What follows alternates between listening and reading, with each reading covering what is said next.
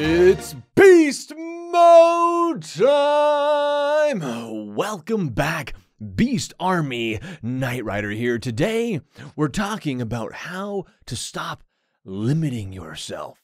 So many people say, well, I make $10 an hour, therefore, I can afford this, and I cannot afford this. Well, that's not a very beast mode way of thinking now, is it?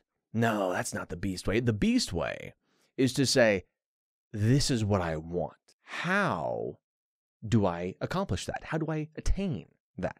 Most people, they think of what they have, what they're currently doing, what their prior data looks like. What have I done in the past? What have I earned in the past? And that's how they extrapolate. That is how they determine the outcome of whether or not they can achieve something. Here's the problem with that way of thinking. It does not account for exponential growth. And as a beast, that's how we grow. We don't grow on a linear scale. That's how sheep grow. We grow exponentially. So just because our history doesn't look all that great, it doesn't mean that our future cannot be exponentially awesome. That's how great companies grow. They don't grow. Nah, dude, they're like, they explode because they are not limited by their own previous history. And you should not be limited by your history either. So stop limiting yourself and start asking yourself, what is it that you really want?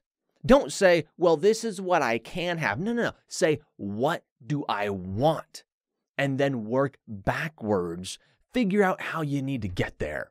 And get creative. I'm not saying it's going to be easy. I'm not saying you can accomplish it with your current way of thinking. But you need to be flexible in your approach. So get creative and figure out how you can get there. Now you need to be realistic about the time frame here. Your life is not going to change significantly tomorrow. You can start changing your input tomorrow. You can start working significantly harder tomorrow. But there's a latency period. It takes a little time for the results to start showing up. People have a tendency to overestimate what they can accomplish in a very short period of time, but dramatically underestimate what they are capable of achieving over a period of several years. So what do you really want?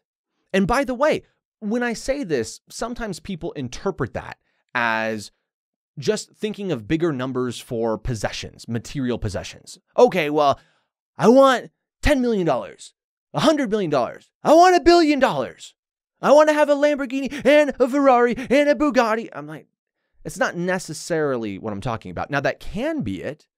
If that's what you want, if that would make you happy and that's extremely, extremely important to you, then do that. But it may not necessarily be that type of money or that level of money. It may not be material objects. For me, it's my time. My time has always been my number one priority.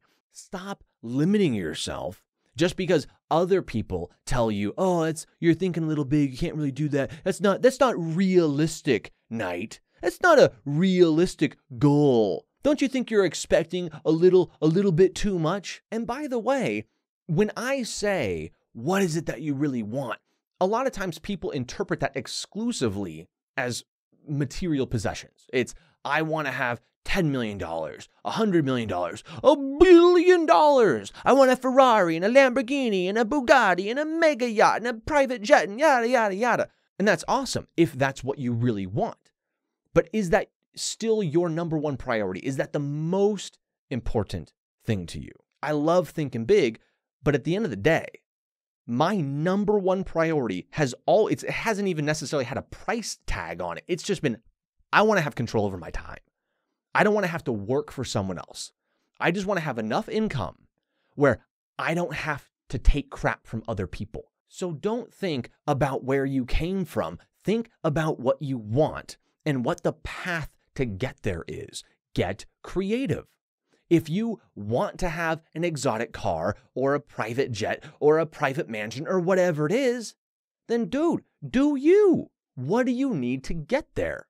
By the way, it doesn't need to be these expensive material possessions. My number one priority has always been to have control over my time, to make enough money to live a relatively conservative life, but where I have complete authority over my time. I do not have to go to a 9 to 5. I could care less if I could make 2 or 3 times the amount of money by going and working for someone else doing something I didn't want to do.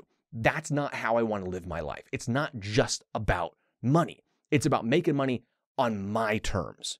It's always been about my time and not doing what other people tell me to do. So that's my number one priority. My number 2 priority has always been I wanted to create a passive income, whether that be residual in nature or you create a product that you outsource the fulfillment for, whatever it is, where you don't have to play an active role in that business. You can retire if you wanted to retire. Now, I don't want to retire. I could, at least while my residuals are where they are. I mean, of course, they can always go down, but I love working.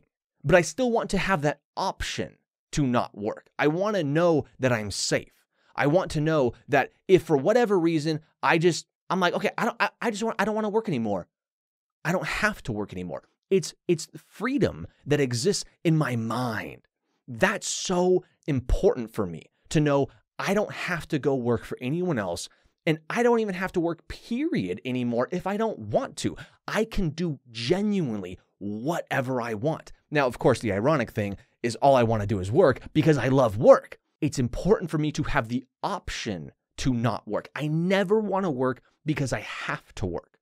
I only want to work because I choose to work. And some of you have probably had that experience where you work for someone else, or maybe you're in class or whatever the situation is, and someone tells you like, all right, go do this. You're like, well, I don't want to do that. And then you do a half-assed job. People think you're lazy. I've had so many people call me lazy. I've been fired from so many jobs. Well, is it because I'm a lazy person? I just didn't want to do that. I didn't want to do it because they told me to do it. I want to do it because I tell me to do it. I want to do it because it's my desire to do that thing. And when you have no external obligations pushing on you to make that money, and you're only working because you genuinely want to work, that's powerful. Be great, guys.